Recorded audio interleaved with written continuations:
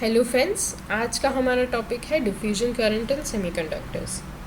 तो डिफ्यूजन की अगर आप बात करते हैं तो डिफ्यूजन बहुत यूनिवर्सल और कॉमन फिनोमेना है। आप काफ़ी चीज़ों पे काफ़ी जगहों पे डिफ्यूजन को ऑब्ज़र्व कर सकते हैं। इसका कोई एग्जांपल दिया जाए तो वो है जैसे आप अगर परफ्यूम या रूम फ्रेशनर अपनी रूम में स्प्रे कर देते हैं तो it's like they are gas molecules with smell आपने एक जगह पे रूम पे डाल दिया। अब क्या होता है कि थोड़ी देर में आपको पूरे रूम में उसकी स्मेल आएगी। मतलब जो गैस मॉलिक्यूल्स थे आपके जो स्मेल वाले थे वो ओवर द टाइम पूरे रूम में फैल चुके हैं। तो इसी फिनोमेना को हम डिफ्यूजन कहते हैं। इसमें अभी यहाँ पे अगर हम देखेंगे तो एक सेमीकंडक्टर बार लिया है हमने, जिसमें लेफ़्ट साइड से इलेक्ट्रॉन्स इंजेक्ट किए गए हैं। तो आप देख सकते हैं कि लेफ़्ट साइड में जो है इलेक्ट्रॉन कॉन्सेंट्रेशन काफ़ी हाई है और उस टाइम पे राइट साइड में इलेक्ट्रॉन कॉन्सेंट्रेशन लो है, मतलब इतना ज़्यादा है नहीं। तो क्या ओवर द टाइम क्या हो रहा है, this is after some time, over the time क्या हो रहा है कि पूरे सेमीकंडक्टर में इलेक्ट्रॉन्स का जो कॉन्सेंट्रेशन है वो यूनिफॉर्म हो गया। मतलब इलेक्ट्रॉन्स मूव कर करके लेफ़्ट से राइट मूव कर करके उन्होंने फाइनली पूरे सेमीकंडक्टर में कॉन्सेंट्रेशन यूनिफॉर्म कर दिया अपना। तो इसी फिनोमेना को हम बोलेंगे diffusion of electrons in semiconductor. तो what is it? It is the movement of electrons from a region of higher concentration to a region of lower concentration. इसी तरीके से अगर आप होल्स यहाँ पे इंजेक्ट करते हैं तो होल्स भी उसी तरीके से मूव करेंगे और पूरे सेमीकंडक्टर में यूनिफॉर्म हो जाएंगे। तो दिस इज़ द डिफ्यूजन। अब डिफ्यूजन करंट की बात करते हैं। बिकॉज इलेक्ट्रॉन्स हमारे चार्ज पार्टिकल्स हैं या होल्स भी हमारे चार्ज पार्टिकल्स हैं, उसकी वजह से क्या होगा कि जब वो मूव कर रहे हैं तो वो एक करंट फ्लो कॉज करेंगे। मतलब because it's a movement of charge, एक करंट उनसे रिलेटेड होगा। तो इस करंट की एक्सप्रेशंस हमें पता होनी चाहिए क्योंकि they are very important for the exam. Now let's move to the expressions. तो electron current density, this is Jn. Jn is current density, not current. It is equal to current divided by the area of the contact. So Jn is the current density in a semiconductor. Diffusion current density of electron in a semiconductor is given by Q dn by dx, जहाँ पे Q है electronic charge coulombs में, Dn है diffusion constant या for electrons या diffusion coefficient भी इसे बोलते हैं, और Dn by dx है the gradient of concentration of electrons in the semiconductor. तो Jn is equal to Q dn by dx and hole diffusion current density is equal to minus q d by d x.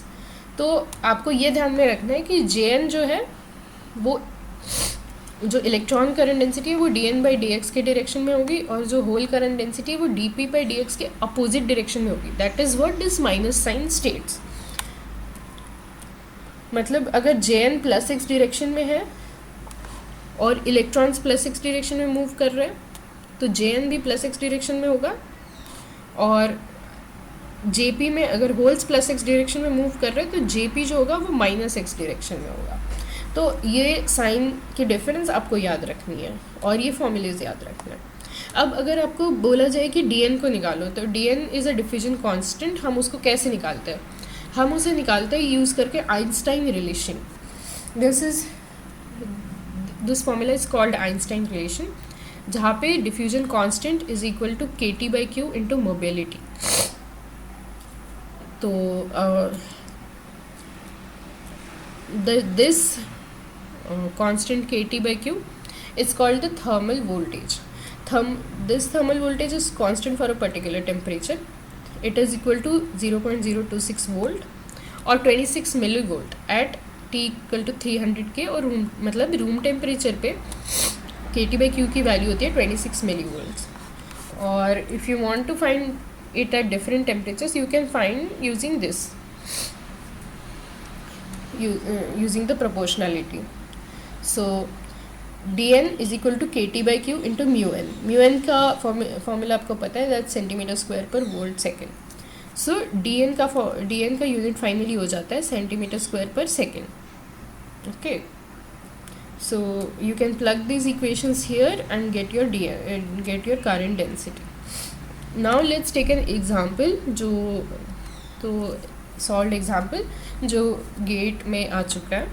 तो question है, calculate the diffusion current density when the concentration of electron varies from 10 raised to 18 to 7 into 10 raised to 17 per centimeter cube over a distance of 0.1 centimeter and d is given as 225 centimeter square per second.